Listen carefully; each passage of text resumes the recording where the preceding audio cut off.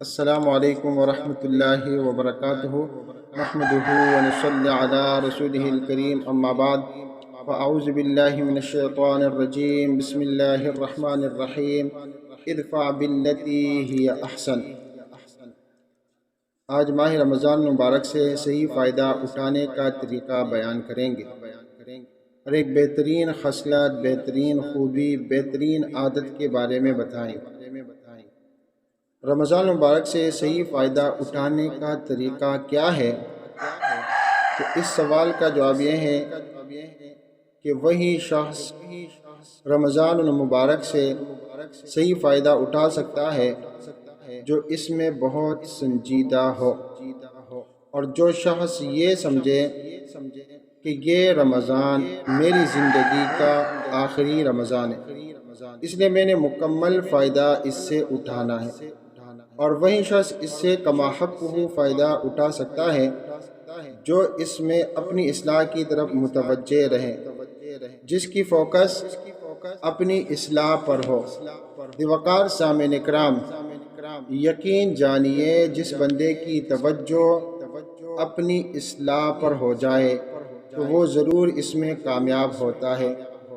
دیکھیں، دوسرے سے گلے شکوے کرنا آسان ہے، مگر دوسرے کی اصلاح، دوسرے کی عادتوں میں چینج لانا بڑا مشکل ہے، مگر اپنی عادتوں میں تبدیلی لانا، اپنی اصلاح، اپنی کامیابی کو مرکزی توجہ بنانے کے بعد بہت آسان، اور اس کے بڑے فوائد انسان کو ملتے ہیں۔ یقین جانیے اس کے لیے بعض دفعہ ایک چھوٹا سا قدم اٹھانا بھی بہت مفید ہوتا ہے۔ تو اس کامیابی کے لیے کیا کرنا ہوتا ہے؟ بس ایک چھوٹا سا قدم اٹھانا ہوتا ہے، اور ایک جاپانی کہاوت ہے، بہت ہی خوب کہاوت ہے، "One small step can change your life"۔ ایک چھوٹا سا قدم آپ کی زندگی بدل سکتا ہے۔ میں بتاتا ہوں، ایک چھوٹا سا قدم کہ ساری توجہ ذاتی اصلاح پر مرکوز کریں گے۔ وقار سامعین اکرام، مغل سلطنت کے آخری بادشاہ بہادر شاہ ظفر تھے، اور یہ ایسے بادشاہ گزرے ہیں کہ بہت ہی سنجیدہ انسان تھے۔ بظاہر تو بادشاہ تھے، مگر یہ ملنگ صفت انسان تھے، اور اس کے ساتھ ساتھ یہ بہت بڑے مگر انتہائی سنجیدہ اور اصلاحی شاعر بھی تھے۔ اس نے ہمیشہ سنجیدہ اور اصلاحی اشعار لکھے ہیں۔ ان کا ذرا یہ شعر ملاحظہ کرے: "نہ تھی حال کی جب ہمیں اپنی خبر، رہے دیکھتے اوروں کے عیب و ہنر"۔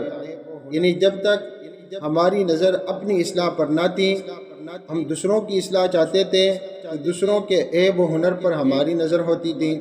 پڑی اپنی برائیوں پر جو نظر تو نگاہ میں کوئی برا نہ رہا۔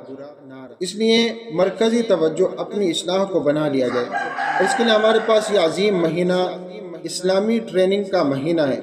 اچھی عادتوں کو اپنایا جائے اور بری عادتوں سے جان چھڑایا جائے۔ اور یاد رکھیے کہ یہ عادت کیا ہے؟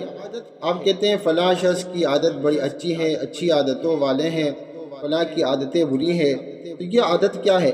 پیارے بھائیو، عادت علم اور عمل کا سنگم ہے، علم اور عمل کا سنگم ملن ہے۔ یعنی پہلے اچھی عادت کا علم ہوا کہ یہ اچھی عادت ہے، اور اس پر عمل کرنے کا یہ طریقہ ہے، اور اس پر آپ نے عمل کیا، پھر دوبارہ عمل کیا، پھر اس کے بعد عمل کیا، اس کے فوائد کو آپ نے محسوس کیا، تو اس طرح وہ عمل انسان کی عادت بن جاتی ہے بڑی آسانی سے۔ ٹھیک ہے، تو چلے ایک قدم اٹھاتے ہیں، ایک خوبی، ایک عادت کے بارے میں بتاتے ہیں تاکہ علم میں آئے اور اس پر عمل بھی کرے، اور وہ ہے تحمل۔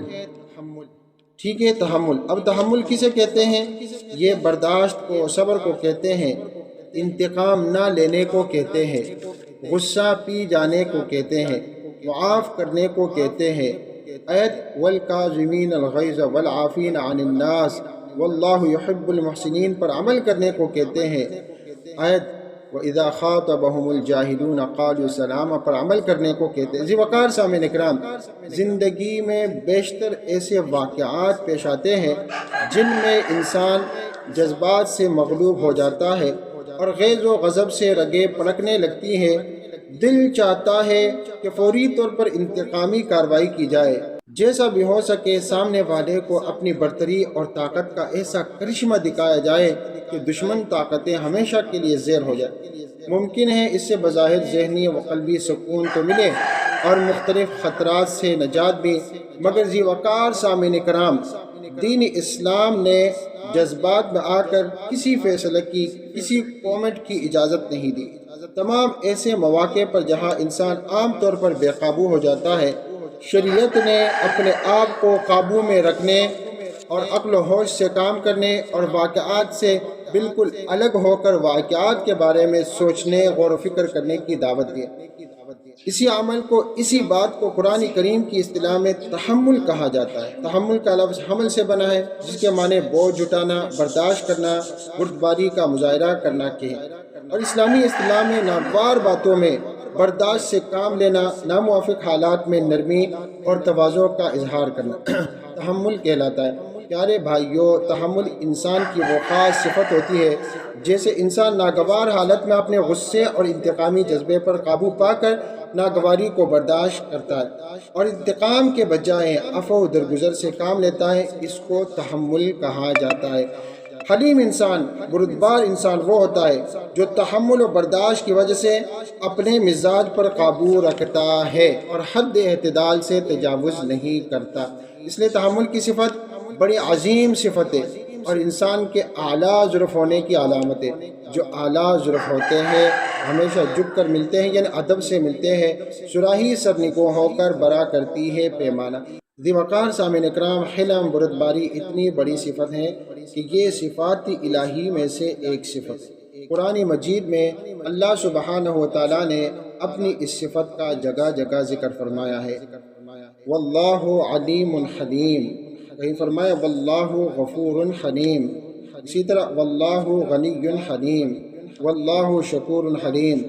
یہ مختلف مقامات پر سورۃ البقرہ میں، سورۃ النساء میں، سورۃ التغابن اور مختلف مقامات پر جگہ جگہ اللہ سبحانہ و تعالیٰ نے اپنے لیے اس صفت کا ذکر فرمایا۔ پھر اسی طرح یہ انبیاء کرام کی بھی صفت ہے۔ ان ابراہیم لحلیم، ابراہیم علیہ السلام بے شک حلیم تھے۔ پھر یہ حقیقی بہادر انسان کی صفت ہے۔